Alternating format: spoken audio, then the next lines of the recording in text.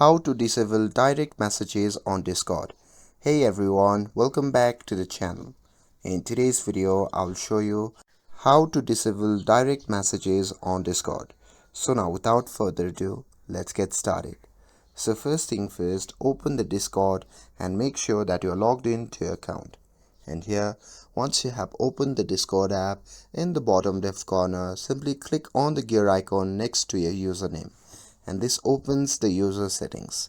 And now here, from the left sidebar, simply click on content and social option.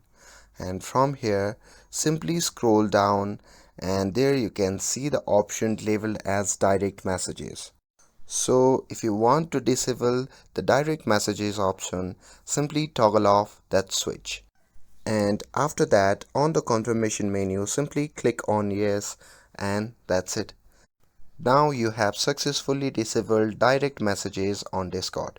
And with this, if you found this video helpful, then don't forget to like, share and subscribe to get updated for more videos. Thanks for watching and I'll see you in the next video.